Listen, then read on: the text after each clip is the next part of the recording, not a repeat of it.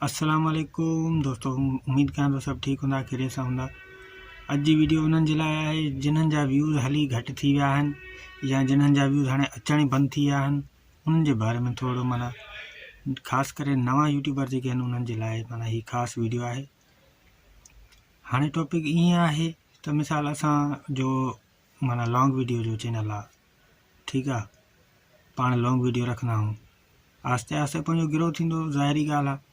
नवां यूट्यूबर आहियूं, नओं कमु आहे, फ़िलहालु कमु एतिरो नथो अचे, त हाणे उन्हनि में इहे ग़लतियूं इहे आहिनि।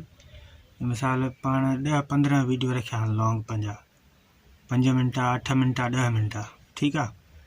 उते वरी ग़लती पाण कंदासीं, शॉर्ट वीडियो हुन में चैनल में हणी छॾींदासीं, ठीकु। जेके माना 1, 2, 3, 5, 8 व्यूज़ अचनि पिया उहे बि घटिजी वेंदा पंहिंजा।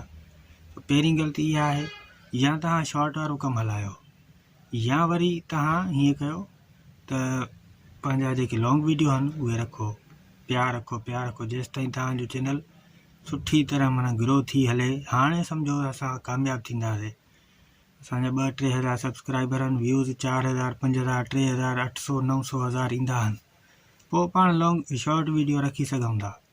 बाक़ी ईअं न आहे जो 5-6 वीडियो रखिया आहिनि लॉन्ग, वरी शॉर्ट वीडियो विझी छॾिया, इहा माना हिकिड़ी ग़लती आहे, इहा ग़लती न हुजे। ॿी ग़लती इहा आहे त मिसाल आहे त असांजो चैनल आहे सम्झाइण वारो, ठीकु आहे, टेक कयूं, सम्झायूं था अॻिलनि खे, ठीकु आहे। असांजा इन चैनल में सिर्फ़ु इहे ई वीडियो हुजणु ज़रूरी आहिनि, ठीकु आहे। उते वरी असां मिसाल असां शहर आहियूं, ठीकु आहे, असांजो ॻोठु आहे ॿिए हंधि, त असां होॾे ॻोठु वियासीं हलिया, त उते माना सुहिणो VIP व्यू हुयो, ज़बरदस्त लोकेशन हुई, चयोसीं थोरो हुते हाणे लॉन्ग माना व्लॉग जे हिसाब सां ठाहे छॾियूं वीडियो। पोइ हाणे असां उहो उन चैनल में हणी छॾियोसीं। हिकु इहा बि ग़लती आहे पंहिंजी, माना हिकु करो कमु जेको आहे न ज़रूरी आहे, हिकु करो कमु, जेतिरो हिकु करो कमु हूंदो ओतिरो माना सफ़ाई सां व्यूज़ बि ईंदा, सब्सक्राइबर बि हिकु जहिड़ा ईंदा। त मिसाल असांजो चैनल आहे कहिड़ो, उन हिसाब सां असांजा व्यूज़ ईंदा।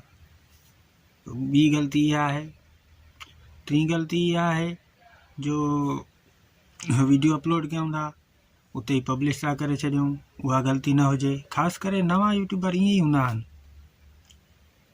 जेको बि नओं यूट्यूबर आहे उहो उहा ॻाल्हि खे सम्झे त बहितरु आहे, या वरी चैनल ठाहिण खां पहिरियां सॼी माना मालूमात हासिलु करे दिमाग़ में विहारे त बाबा हे कमु सफ़ा हीअं करिणो आहे पाण खे, पोइ माना पंहिंजो चैनल ग्रो थी हलंदो अॻिते। बाक़ी ख़ाली इहो टाइटल लिखी करे अपलोड कयूं था, पोइ हाणे व्यूज़ न ईंदा। जेकॾहिं तव्हांखे मुंहिंजे वीडियो में को सम्झ में ॻाल्हि आई हुजे त मुंहिंजे चैनल खे सब्सक्राइब कजो, लाइक कजो। अॻिते नेक्स्ट वीडियो अञा मज़ेदार थींदी इंशाअल्लाह।